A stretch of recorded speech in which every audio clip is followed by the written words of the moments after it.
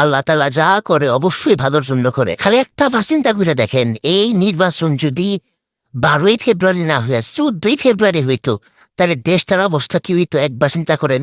এই মেয়েও বন্ধ, ওদিকে প্রেম দিবস সেই বন্ধ পাইতো। সকালে ঘুম থেকে উঠে পোলাপান বলতো আজকে আমরা ভোট দিতে যাবো। আজ তো রাত্রেবেলা দেখা যেত, কথার কথা বলতাছি, আমি টাঙ্গাইল সদরের ভোটার, বলতো আমার ভোট কেন্দ্র পড়ছে সেই নাটোর জেলায়। তো এগুলা বইলা যে কি নশলা এরা করতো, কি যে নষ্টা নষ্টা কাজ করতো থাকা।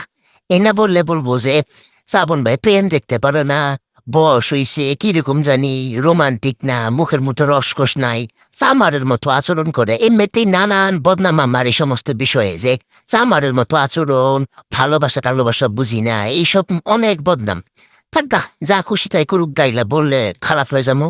ভোট দিলে দেখ, প্রেম করলে করুক, যা খুশি তাই করুক। আজকের থেকে শুরু করছে রোজ ডে, বদমাইশ ডে, ছাপড়ি ডে, বিলাই ডে, কুত্তা ডে, ভাল্লুক ডে, কত ডে যে এরা কিছু করে।